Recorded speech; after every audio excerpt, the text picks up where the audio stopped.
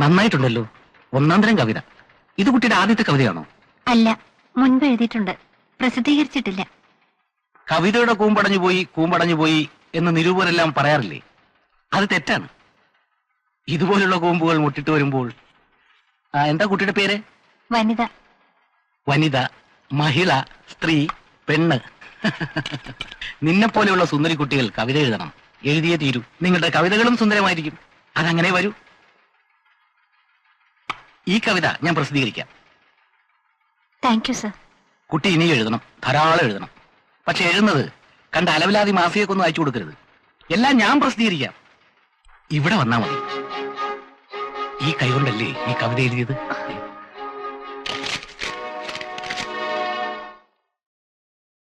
ഈ എഡിറ്റർ എൻ്റെ ഒരു അടുത്ത സുഹൃത്താ. പക്ഷേ എനിക്കിത് വിശ്വസിക്കാൻ കഴിയുന്നില്ല. പിന്നീട് കവിതകൾ പ്രസിദ്ധീകരിക്കണമെന്ന ആഗ്രഹം മനസ്സിൽ നിന്നും വിട്ടുപോയി. എങ്കിലും ധാരാളം എഴുതി. ദുഃഖഭാരമേറുമ്പോൾ എഴുതാതിരിക്കാൻ കഴിഞ്ഞില്ല. എന്റെ വീട് ഒരു നരകമായി മാറുകയായിരുന്നു. അച്ഛനും അമ്മയും നിതാന്ത ശത്രുക്കളെ പോലെയാ പെരുമാറിയിരുന്നത്.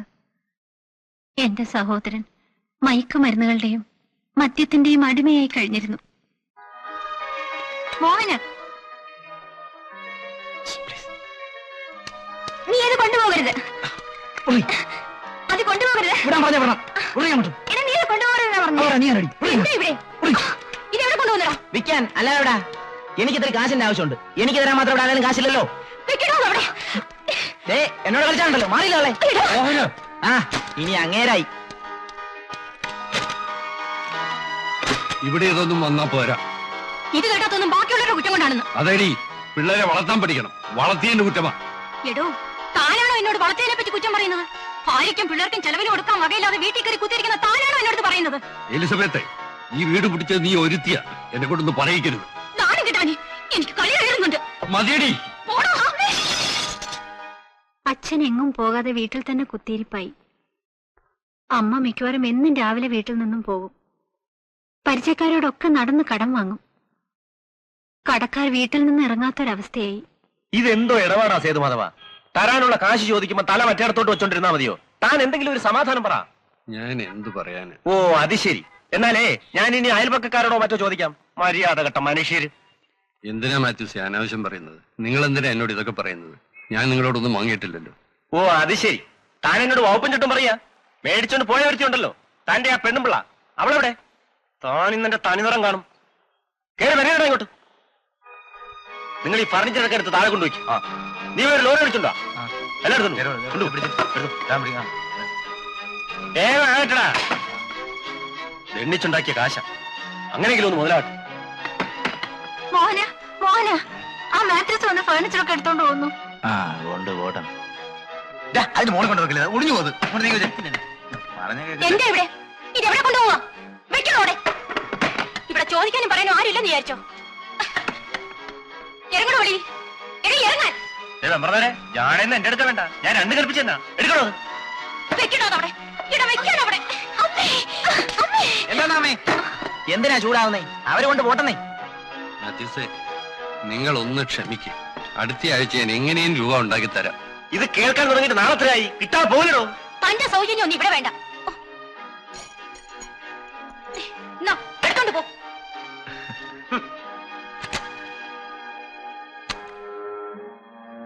എങ്ങനെയൊക്കെയോ നാളുകൾ കടന്നുപോയിക്കൊണ്ടിരുന്നു.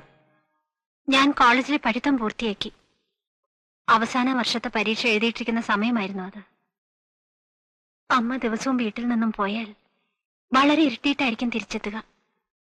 അമ്മ എവിടെ പോയിരുന്നുവെന്ന് അച്ഛൻ അന്വേഷിച്ചതുമില്ല. ഒരു ദിവസം ചേച്ചി, ഞാൻ പോട്ടെ. വാ സുരേഷ്. ഇല്ല, അതല്ല, ഇപ്പൊ കയറിയ ശരിയാവില്ല. ഇനി ഒരിക്കലാവാം. ഇത് വനിത, മൂത്ത മോള. ഇത് സുരേഷ്. ഹലോ. എടി, മോഹൻ വന്നില്ലേ? ഇല്ല. ഞാൻ പോട്ടെ ചേച്ചി. വാ സുരേഷ്, എന്റെ ഹസ്ബൻഡിനെ പരിചയപ്പെടണ്ടേ? അച്ഛനെവിടെടി? ഞാൻ പോണു ചേച്ചി. നിൽക്കൂ. ഇയാൾ ആരാണെന്ന് അറിയാമോ? സുരേഷ്, നമുക്ക് ചെലവിന് വരുന്ന ആളാ. ഞാൻ നാളെ വരാം. No. I am Suresh. Mister Sethumadhavan, ബഹളം ഉണ്ടാക്കരുത്. മോശമല്ലേ? നീ പോടാ. ശരി, പോവാ. 24 കൊല്ലമായി ഞാനിത് അനുഭവിക്കാൻ തുടങ്ങിയിട്ട് എനിക്ക് മടുത്തു. മതി, ഞാൻ പോകണോ? പോയി തൊലയിടി എവിടെയെങ്കിലും. മടുത്തു മോളെ, മടുത്തു. അന്ന് പോയതാ. പിന്നീട് ഞാൻ അമ്മയെ ഇതുവരെ കണ്ടിട്ടില്ല. അതിന്റെ 3-ാം ദിവസം രാവിലെ ഞാൻ അച്ഛന്റെ മുറിയിൽ ചെല്ലുമ്പോ അച്ഛ കാപ്പി. അച്ഛ അച്ഛ അച്ഛ അച്ഛ മോഹന അച്ഛ.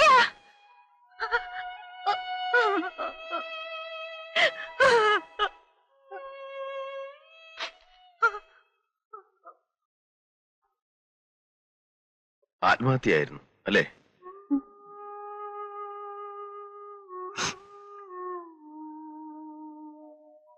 ജീവിതം കൂടുതൽ ദുസ്സഹമായി.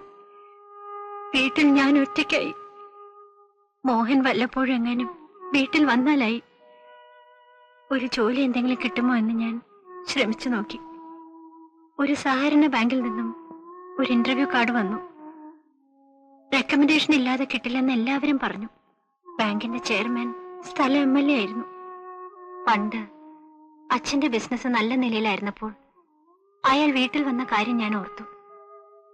ഫോൺ ചെയ്തപ്പോൾ നേരിൽ ചെന്ന് കാണാൻ പറഞ്ഞു. ഞാൻ മോഹനെയും കൂട്ടിപ്പോയി.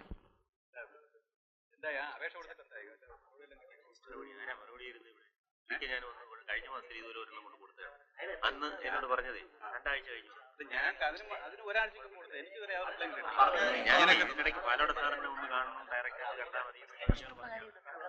അകത്തേക്ക് പോയിക്കോളൂ. വനിതാ എസ് നായർ അല്ലേ? അതെ. നായര് മാത്രമല്ല സാറേ, അമ്മ ക്രിസ്ത്യാനിയാ. അല്ല, അതറിയാം. അതുകൊണ്ടാണല്ലോ പാലോട സാറിന് ഇക്കാര്യത്തിൽ ഇത്രയും വലിയ താല്പര്യം. എന്നാ പിന്നെ അകത്തേക്ക് എന്നാട്ടെ.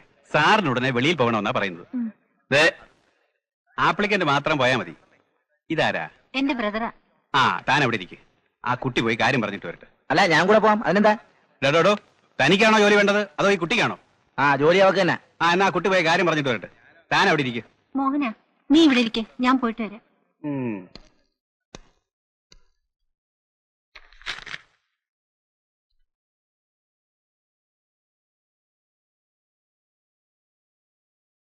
സാർ,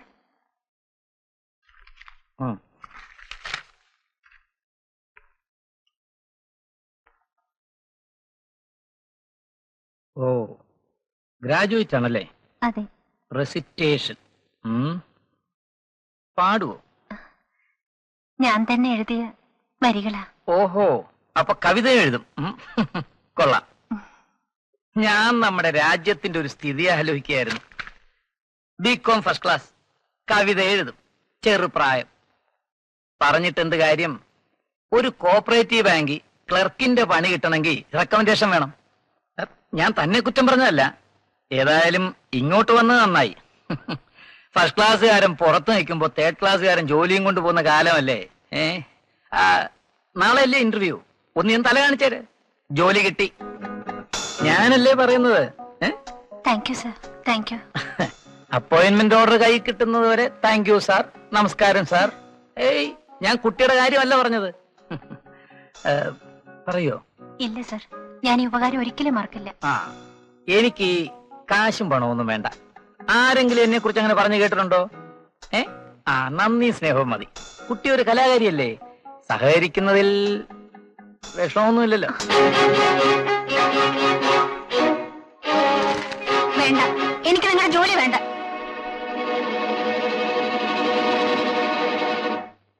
ഇയാളെ പറ്റി ഇങ്ങനെയൊന്നുമല്ല ഞാൻ കേട്ടിരുന്നത്. പിറ്റേന്ന് അയാളുടെ ആരോ വീട്ടിൽ വന്നു. അയാൾ അങ്ങനെ പെരുമാറിയ വിവരം പുറത്തു പറഞ്ഞാൽ എന്നെ കൊന്നുകളയെന്ന് ഭീഷണിപ്പെടുത്തി. ഞാൻ ആരോടും പറഞ്ഞില്ല. ജനസേവകൻ.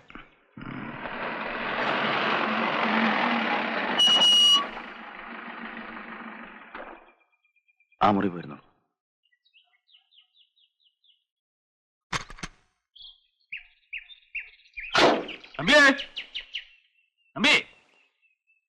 അമ്പി, ഇയാൾ കഥ കടച്ചിരുന്ന് ഉറങ്ങുകയാണ്. തമ്പി ആ വെള്ളയച്ചനാ, ഇതൊക്കെ ആ വിശ്വംബരന്റെ കൊടുത്തയച്ചാ പോരായിരുന്നു. താൻ രാവിലെ മൂടോട്ടാണെന്ന് വിശ്വംബരം എന്ന് പറഞ്ഞപ്പോഴേ മനസ്സിലായി തനിക്ക് എവിടുന്നോ ഒരു സാധനം വീണ് കിട്ടിയിട്ടുണ്ടെന്ന്. അതിലെ ഞാൻ തന്നെ വന്നത്. വാ.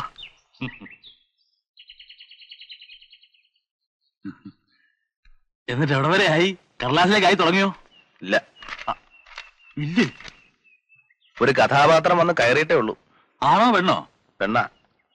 ഹീറോയിനാ? ഉം. അപ്പൊ നമ്മുടെ വാസത്തിക്ക് ചെയ്യാമല്ലോ അല്ലേ? കഥ മുഴുവനാകുന്നതിന് മുമ്പാണോ ആർട്ടിസ്റ്റ് ഫിക്സ് ചെയ്യുന്നത്? മുഴുവനായില്ലേ? ഇല്ല. എന്നാ ആയിരത്തോളം പറ, കേട്ടുപോട്ടെ. അങ്ങനെ അങ്ങ് ഉറപ്പിച്ച് പറയാറായിട്ടൊന്നുമില്ല. എന്നാലും അതിന്റെ ഒരു തുടക്കം അതെങ്ങനെ വരും? ആ ഒന്ന് പറയാശാനെ, അത്യാഗ്രഹം കൊണ്ട് ചോദിച്ചു പോവുക. ഉം.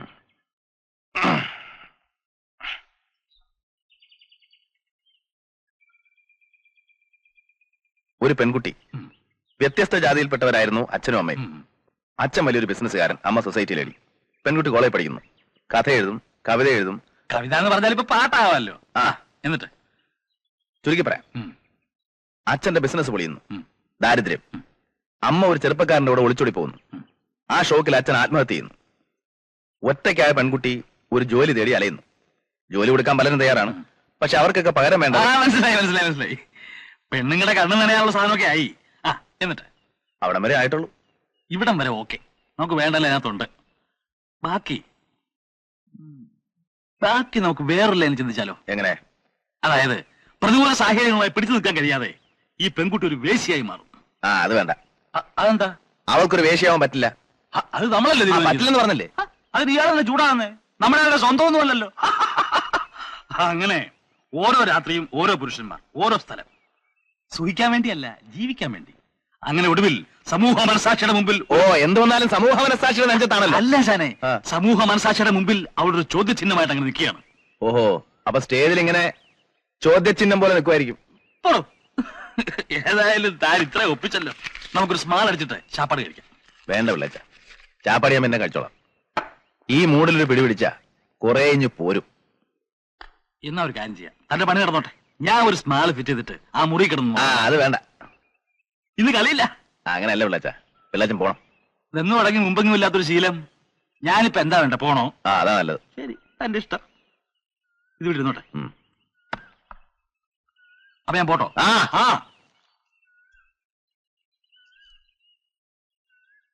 വൈകിട്ട് വിശ്വംബരനെ അയക്കാം. ഓ,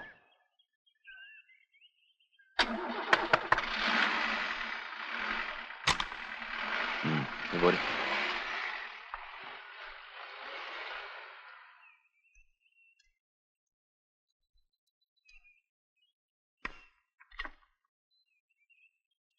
എന്റെ കഥയാണ് ഇപ്പോൾ നാടകമാക്കാൻ പോകുന്നത്. ഹേയ്, അത് ഞാൻ അയാളോട് വെറുതെ പറഞ്ഞതാ. വേറെ കഥയൊന്നും കിട്ടാത്തതുകൊണ്ട് കേട്ടൊരു കഥ പറഞ്ഞതേ ഉള്ളൂ. എഴുതിക്കോളൂ, എനിക്ക് വിരോധമൊന്നുമില്ല.